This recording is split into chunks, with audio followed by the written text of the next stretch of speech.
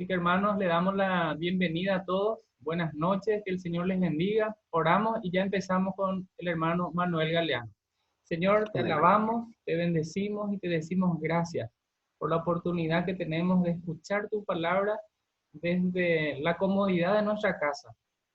Gracias, Señor, por tu protección, por tu provisión y en este momento la oportunidad de escuchar tu palabra a través de tu siervo.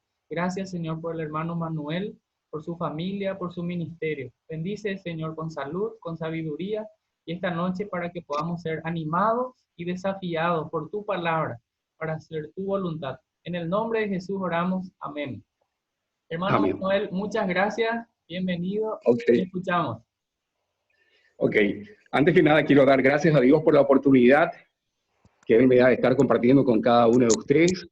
Y estoy orando para que realmente pueda ser de mucha bendición para cada uno de nosotros. Indudablemente que Dios es un Dios de gracia, de misericordia y un Dios de oportunidad. Por eso le alabo, le doy las gracias a Él. Y decidí compartir este tema porque justamente muchas veces nosotros como hijos de Dios confundimos lo que es un compromiso con Dios con estar involucrado a full en la obra de Dios. Y necesariamente no es así. La palabra compromiso justamente deriva del latín compromisum, que se utiliza para describir a una obligación que se ha contraído, a una palabra ya dada, a una palabra empeñada. Se dice que una persona está comprometida con algo cuando cumple con sus obligaciones. Algo interesante es que ese término, así como compromiso, no encuentro en la Reina Valera, con el término compromiso. Pero es interesante el hecho de ir a los sinónimos. Y dentro de compromiso encontramos palabras como pacto, como convenio, contrato, acuerdo, obligación, responsabilidad. Y la palabra pacto aparece muchísimas veces en la Biblia, especialmente en el Antiguo Testamento. Y también la palabra obligación. Nos recordamos ahí, por ejemplo, el pasaje en Esdras 10:4, donde dice, levántate, porque esta es tu obligación, y nosotros estaremos contigo. Esfuérzate y sé valiente. La palabra compromiso, entonces, tiene que ver con eso, con una obligación, con ser responsable, con un convenio, con un contrato, con un pacto. Y es interesante que en otras versiones de la Biblia sí aparece el término compromiso. En Primera Crónicas 16:15 dice, recuerden su pacto para siempre, el compromiso que adquirió con 1000 generaciones. En el Salmo 105:8 dice, siempre se atiene a su pacto, al compromiso que adquirió con 1000 generaciones. Y dentro de lo que tiene que ver con el Mesías, en Isaías 9:7, dice, su gobierno y la paz nunca tendrá fin. Reinará con imparcialidad y justicia desde el trono de su antepasado David por toda la eternidad. El ferviente compromiso del Señor de los ejércitos celestiales hará que esto suceda. En Génesis 31:44 dice, así que hagamos un pacto tú y yo, y ese pacto será un testimonio de nuestro compromiso. En Ezequiel 16:60, sin embargo, yo mantendré el compromiso que hice contigo cuando eras joven. Yo estableceré un convenio para siempre contigo. En el Salmo 119:3, no hacen compromisos con el mal y solo andan en los caminos de él. Luego podemos ver muchos otros pasajes con Mateo 1:19, Proverbios 2:17, 2 Corintios 11:3, Números 32, que habla del término compromiso en otras versiones. Pero quiero detenerme en 2 Crónicas 15:15. Pasaje muy interesante.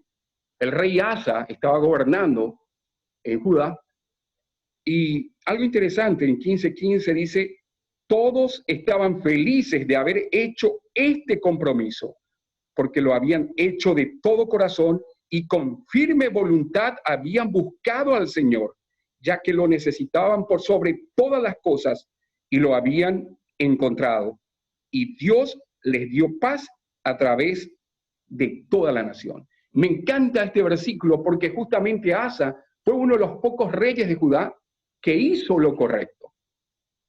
Y vemos aquí que él asumió un compromiso delante de Dios y eso llevó al pueblo a tomar decisiones correctas también durante su mandato, durante su gobierno.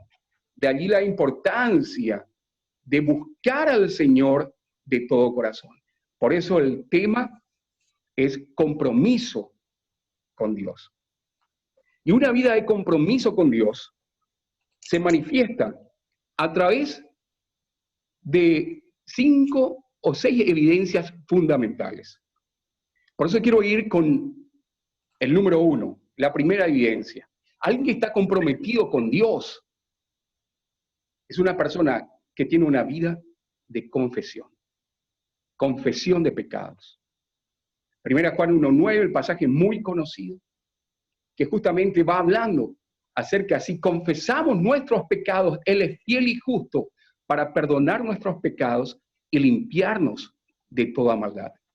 Proverbios 28:13, el que encubre sus pecados no prosperará, mas el que los confiesa y se aparta alcanzará misericordia. Y en el Salmos 19:12, en la versión que nosotros tenemos de Reina Valera, 19:12, dice, ¿quién podrá entender sus propios errores? Líbrame de los que me son ocultos. Y en otra versión dice, ¿cómo puedo conocer todos los pecados escondidos en mi corazón? Límpiame de estas faltas ocultas.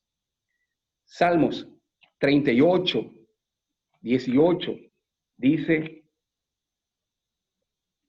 por tanto, confesaré mi maldad y me contristaré por mi pecado. Y muchas veces cuando vemos pasajes así, pensamos que simplemente tiene que ver con entristecerse. En la raíz de esa palabra tiene que ver con el arrepentimiento. En otra versión justamente dice, pero confieso mis pecados. Estoy profundamente arrepentido por lo que hice. Y es lo que el salmista David también lo decía en el Salmos 32 y en el Salmos 51. La confesión de pecados, hermanos, es algo fundamental.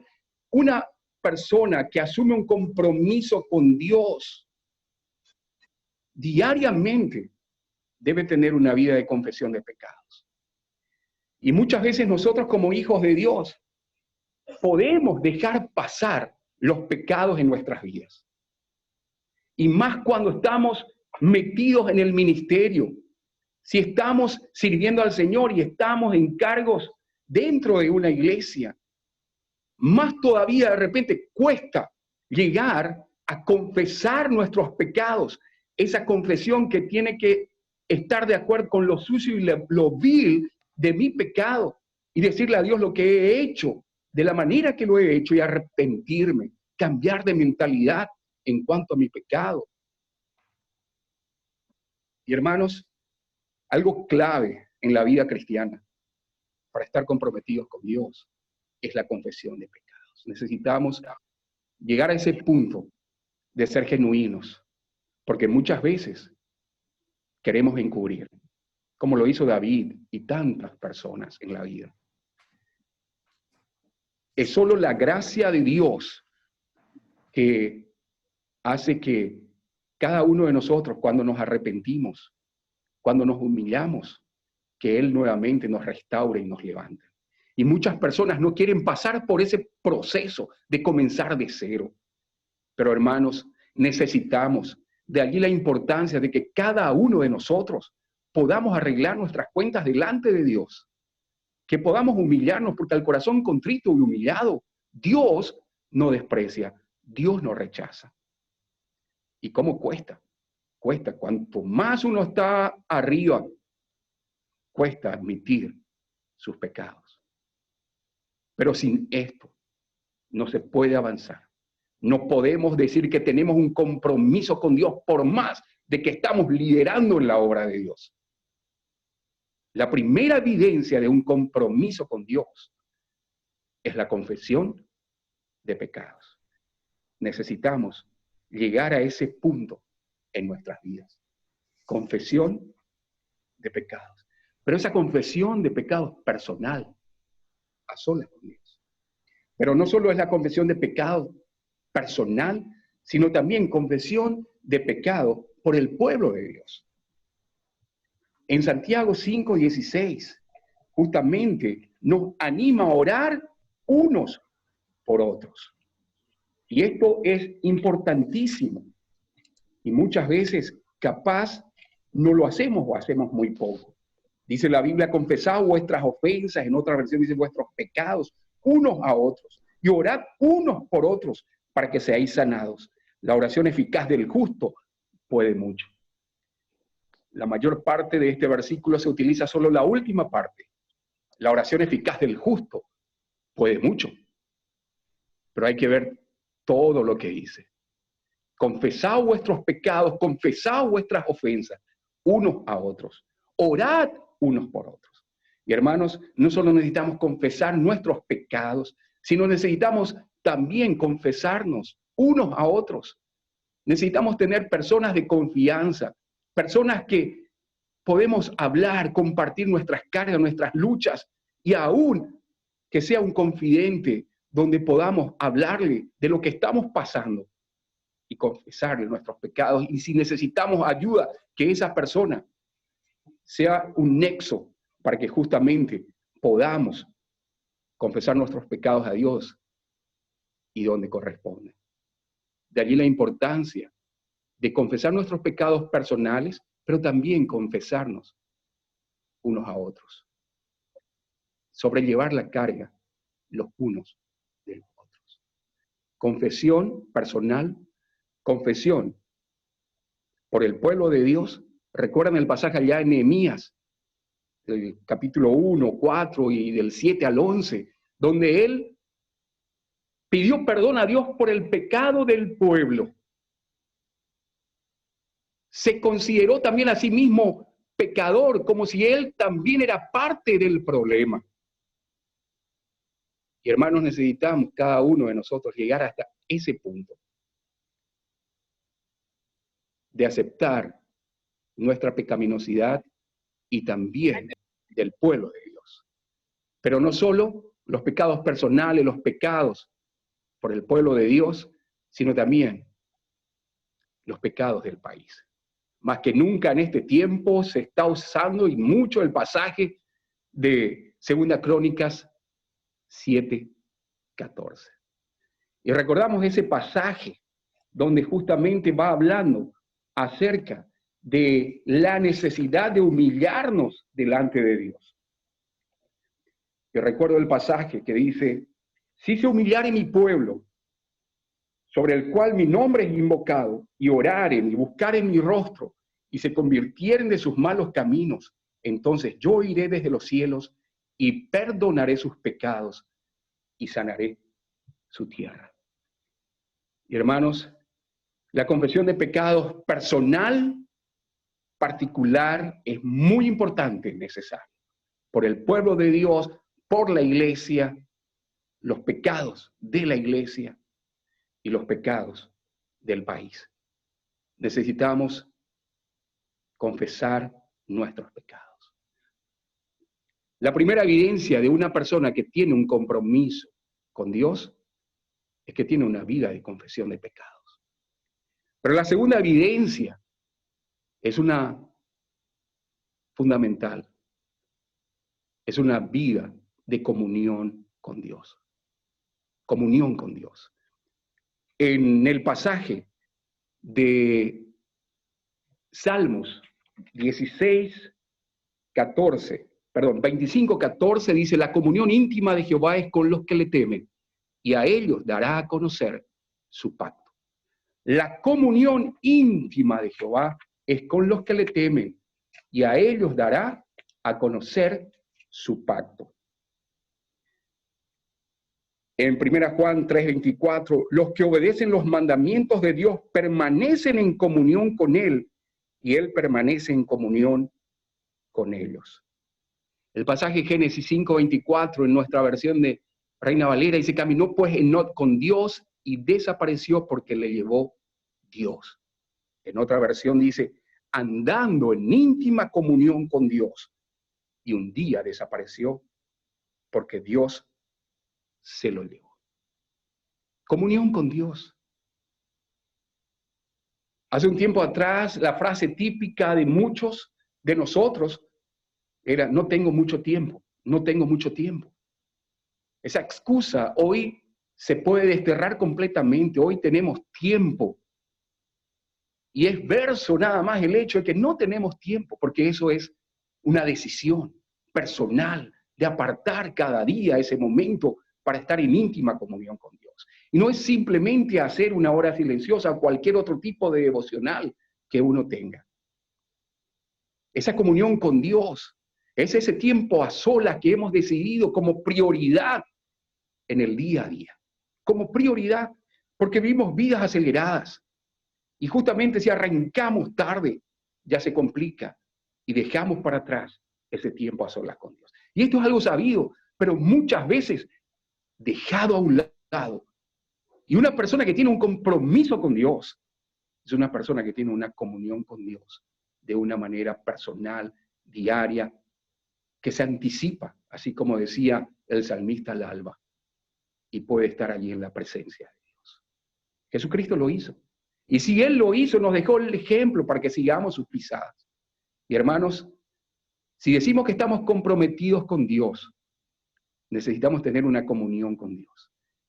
No solo con la lectura, la reflexión, la meditación, la oración, sino del diario vivir. Una vida de comunión con Dios es esa cotidianidad, ese hecho de estar viviendo cada día de una manera que a Dios le agrada.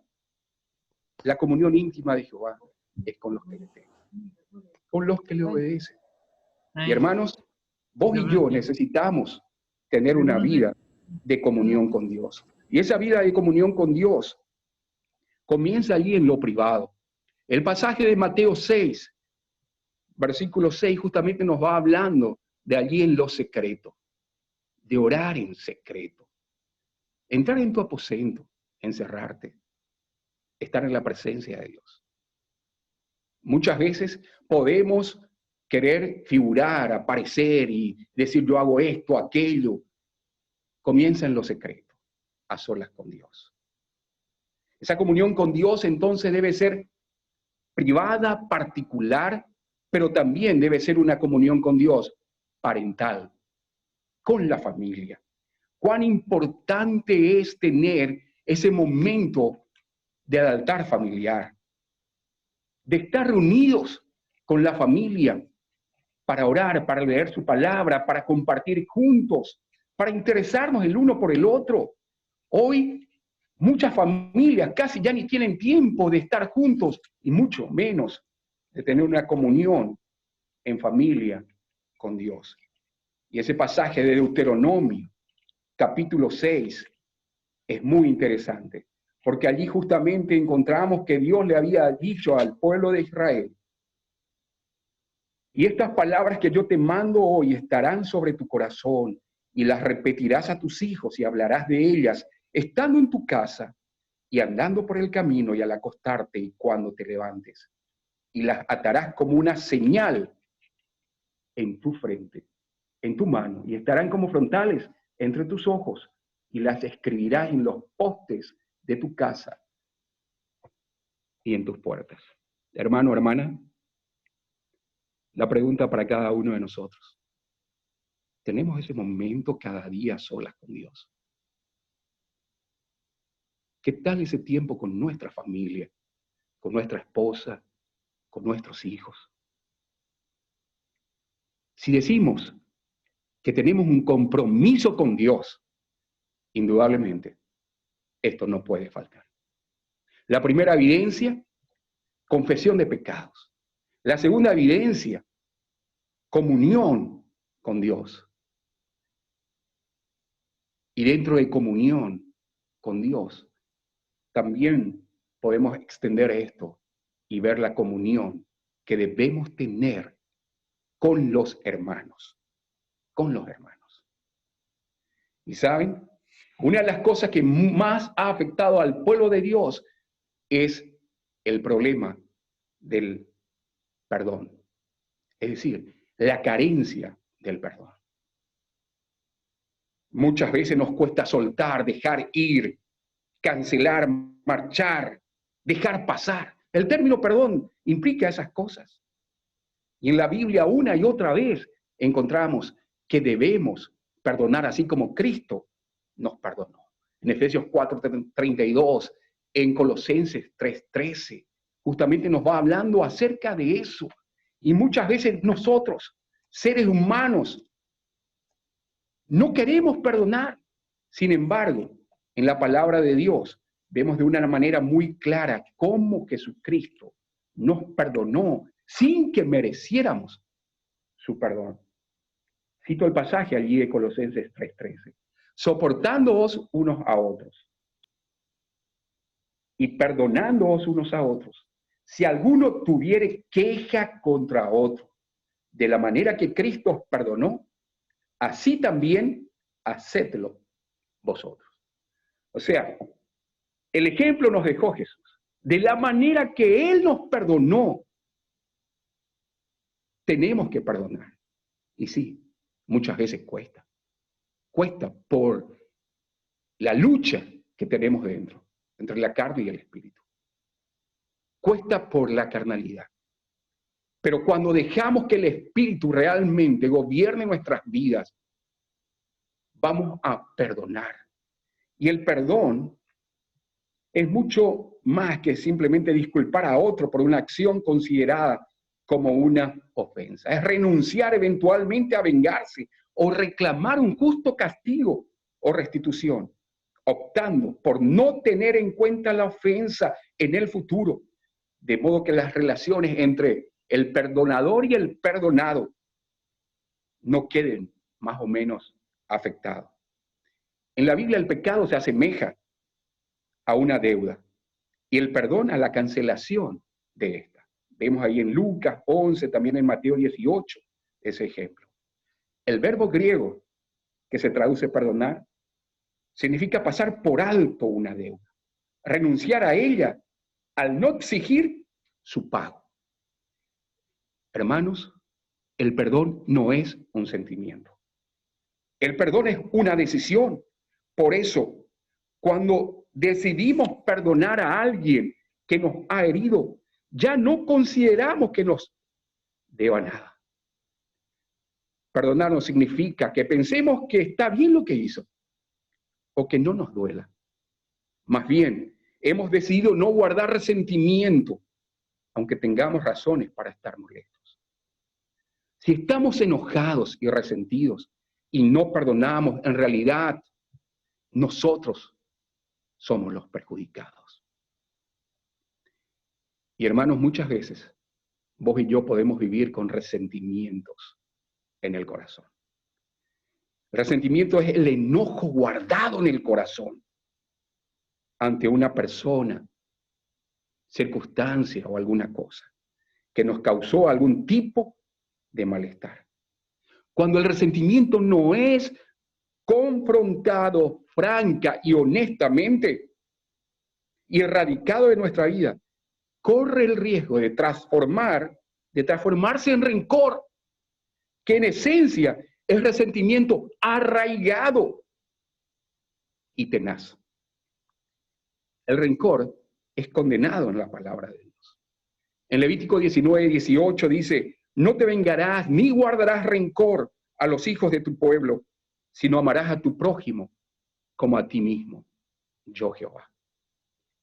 El resentimiento y el rencor son un atentado contra el amor. El pasaje en 1 Corintios 13:5 dice: el amor no guarda rencor. El amor no guarda rencor. El pasaje que cité anteriormente era Levítico 19:18. Hermanos, una persona que ama no guarda rencor. Y uno puede eso llevar a una vida, a una relación en pareja. Puede haber problemas.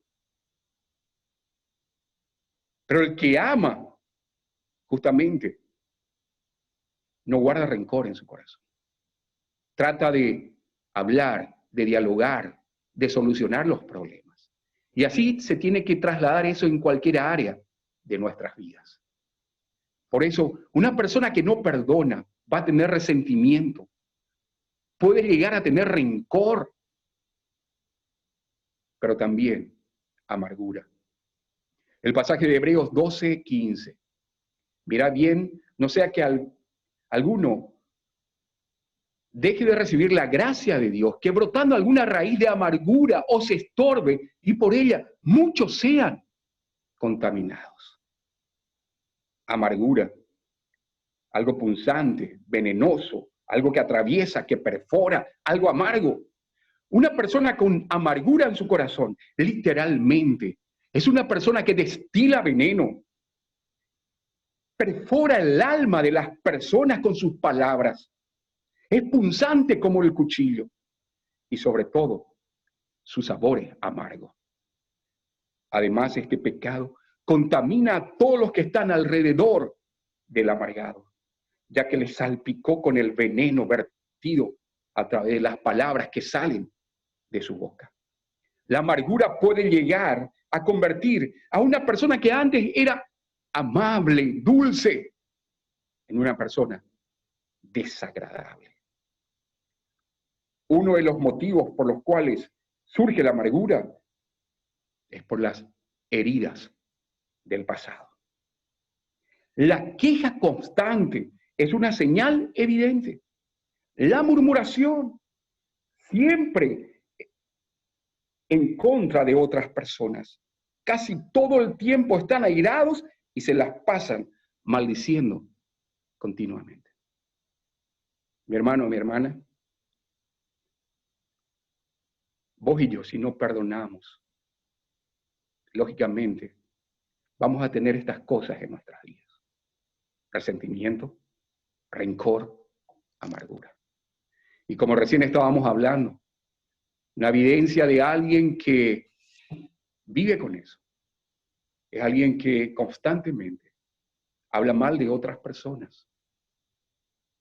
Alguien que murmura. Alguien que ve todo negativo en la vida. Y si vos y yo decimos que tenemos un compromiso con Dios, no solo tenemos que tener una vida de confesión de pecados, comunión con Dios, sino comunión con los hermanos. Necesitamos perdonar, llegar a ese punto de la manera que Cristo lo hizo. Todos esos sentimientos negativos van a impedir que vos y yo seamos felices, van a condicionar nuestras vidas y nos harán desdichados. Incluso pueden ocasionar serios problemas de salud. Un informe del doctor Yoichi Shida y del profesor de psicología Andrew Stipp, ellos dijeron lo siguiente: estudios recientes apuntan a una peligrosa relación entre la ira y la hostilidad y la cardiopatía coronaria. ¿Qué es esto? Es causada por la acumulación de placas en las arterias que van al corazón. Estudios científicos están comprobando, mi hermano, mi hermana, que justamente una vida así, cuando vamos guardando dentro y no somos capaces de perdonar, que nos va a afectar incluso a nuestra salud. En Europa se estima que la enfermedad cardiovascular es la causa de 4 millones de fallecimientos cada año, lo que supone un 47% de muertes. Necesitamos llegar a ese punto de perdonar. La comunión con los hermanos implica perdonar. No solo perdonar, sino esa comunión con los hermanos involucra también participar. Sí, participar no solo en las actividades de la iglesia, sino participar en palabras de aliento, de estímulo, en estar conectado con la otra persona. Fíjense lo que dice Hebreos capítulo 10. 24 y 25. Hebreos 10, 24 y 25. Y considerémonos unos a otros para estimularnos al amor y a las buenas obras, no dejando de congregarnos, como algunos tienen por costumbre, sino exhortándonos, y tanto más cuando veis que aquel día se acerca. Y hermanos, hermanas, qué importante es entender esto. Participar. Necesitamos estar más conectados unos con otros. El pueblo cristiano en estos últimos tiempos está muy desconectado. Antes de todo este tema del coronavirus, no sé si en todas las iglesias, pero en muchas iglesias, apenas termina la reunión y cada uno a su casa. Y en el transcurso de la semana, casi no hay tiempo para estar hablando unos con otros. Necesitamos participar, estimularnos unos a otros, alentarnos. Y acá justamente dice al amor y a las buenas obras. Y no dejando de congregarnos. Hoy a través de este medio virtual y de otras maneras, el pueblo cristiano se está comunicando. Pero cuando pase todo esto, con mayor énfasis, con mayor entrega, necesitamos justamente darnos el uno al otro, interesarnos genuinamente por los demás. No solo es perdonar, participar, sino un ingrediente dentro de esa parte de comunión con los hermanos es el hecho de que necesitamos, cada uno de nosotros, practicar los dones y talentos. Sí, practicar, desarrollar los dones que Dios nos dio. Cada hijo de Dios, por lo menos tenemos un don. Y el don Dios dio para el crecimiento, para la edificación del pueblo suyo. De allí que vos y yo necesitamos practicar, desarrollar esos dones, mi hermano, mi hermana. Y no sabemos cuándo será el retorno de Jesús en las nubes. Pero hermano, necesitamos aprovechar el tiempo que Él nos da. Ora a Dios para que cada uno de nosotros podamos desarrollar los dones. Ahí en 1 Corintios 12, en Romanos 12, Efesios 4, 1 de Pedro 4, nos va hablando acerca de los dones. Y hay dones vigentes y dones no vigentes. No voy a entrar a hablar ahora de eso, pero esos dones vigentes, cada uno de nosotros tenemos, por lo menos uno. Y Dios nos va a pedir cuenta el día de mañana de qué hemos hecho con eso. Te animo para que practiques, para que desarrolles tus dones y tus talentos. Esa capacidad natural que Dios te dio. Y cada uno tenemos algo de talento. Que no esté ahí vegetando, muriendo, sino que lo demos al Señor para su gloria. Que podamos desarrollar todas esas cualidades con que Él nos dotó. Hemos visto hasta el momento que el compromiso con Dios requiere confesión de pecados personal, por el pueblo de Dios, por el país. Que el compromiso con Dios requiere esa evidencia de comunión con Dios, privada, particular, pero también parental. Y comunión con los hermanos. Pero no solo eso, sino la tercera evidencia de alguien que está realmente comprometido con Dios es que tiene una vida de consagración. El pasaje muy conocido allí en Romanos capítulo 12, versículos 1 y 2. Así que hermanos, os ruego por las misericordias de Dios que presentéis vuestros cuerpos en sacrificio vivo, santo y agradable a Dios, que es vuestro culto racional.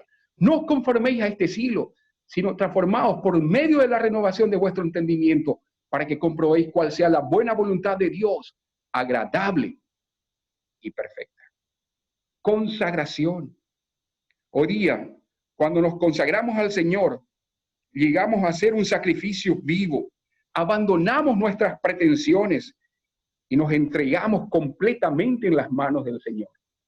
Anteriormente, nuestra vida Era para nuestro uso y satisfacción. Ahora es para su uso y su satisfacción.